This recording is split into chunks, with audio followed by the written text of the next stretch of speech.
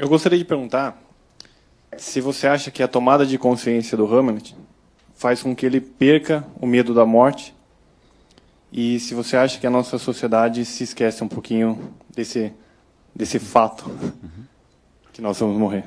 A pergunta objetiva seria por que ter medo do que é inevitável? Como eu não posso ter medo do pôr do sol, eu não posso ter medo da morte. Não adianta eu dizer, acho que amanhã o sol vai nascer. Eu não posso ter medo daquilo que, independente da minha vontade, vai ocorrer. Então, a morte é absolutamente estranho, o medo da morte. As pessoas chegam a um grau do eu que, como diz num belíssimo livro Boris Fausto, O Brilho do Bronze, ele fala de um amigo que disse, eu não acredito em Deus, mas se houver algo eu volto para lhe dizer.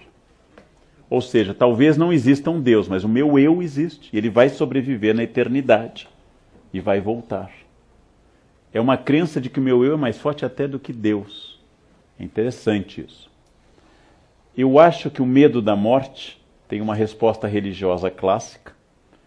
E o medo da morte é negado na nossa cultura, mas na verdade nós não pensamos que nós possamos ser mortais.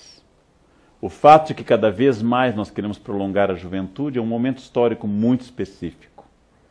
Ou seja, o fato de que a velhice seja tida como um defeito e não como um estágio apenas da existência, é um fato muito contemporâneo, desde a ascensão da juventude a partir da década de 60 do século XX. O fato de que os jovens dominam uma tecnologia que os mais velhos não dominam, e pela primeira vez na história, os mais velhos não são os detentores do saber da tribo, mas os mais jovens, faz com que nós, inclusive, nos submetamos a coisas absolutamente estranhas para parecermos jovens. Eu tenho colegas da minha faixa etária e alguém os chama de senhores, vai parecer que eu sou velho. É sempre uma questão de comparação. Se eu vou me comparar com uma planária ou com a pirâmide de Kelps, para saber se eu sou velho ou se eu sou jovem. Como eu já cumpri mais da metade da existência, dizer pelo menos que eu sou uma pessoa experiente é justo. E é inevitável que assim seja.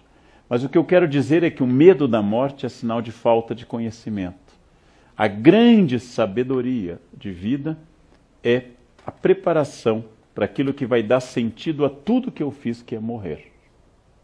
Quando eu morrer, eu terei dado sentido a tudo que eu fiz. E poderei dizer, quiçá, o que disse Gandhi, um pouco antes de ser assassinado, em janeiro de 48. Qual mensagem o senhor deixa para a Índia? E ele responde, a minha mensagem é a minha vida. Esta é a grande questão. A morte é inevitável. Ter medo dela é absolutamente estranho. Eu tenho medo, vai morrer igual. Bom, se você acha que deve se matar, seja discreto, não precisa ficar em um local famoso nem jogar um avião. É isso. Mate-se discretamente. Vá à Índia, tome um copo d'água numa praça e pronto. Discretamente, né? Suavemente sentado numa praça e pronto. É isso. Não precisa levar dezenas, porque a pessoa que quer se matar num local famoso ou levar um avião, mais 149 pessoas junto, é uma pessoa que não é um suicida, é um carente, é um narcísico, que quer dar um sentido glorioso à sua morte, já que sua vida não teve absolutamente nenhum. A vida, gente, sem a morte, hamletianamente falando, seria insuportável.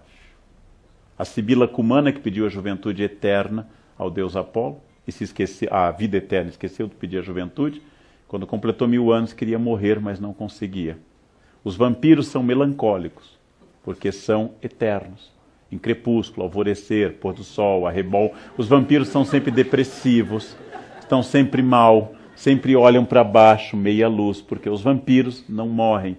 É só morrer que torna a vida plena de sentido. Se eu chego e digo, este é o último, se essa fosse a última aula que eu vou dar na minha vida de professor, essa aula teria um sentido extraordinário. É exatamente o fim que torna algo mais importante. Morrer é o que nos torna úteis e práticos. E quando eu for esquecido, a minha vida terá atingido seu pleno patamar. Porque ser esquecido significa que o papel foi cumprido. E como qualquer ser, eu desapareci. Não é melancólico e não é depressivo. É absolutamente alegre. Melancólico e depressivo é você querer esconder a idade ou a falência inevitável da vida. Absolutamente inevitável. Outra pergunta?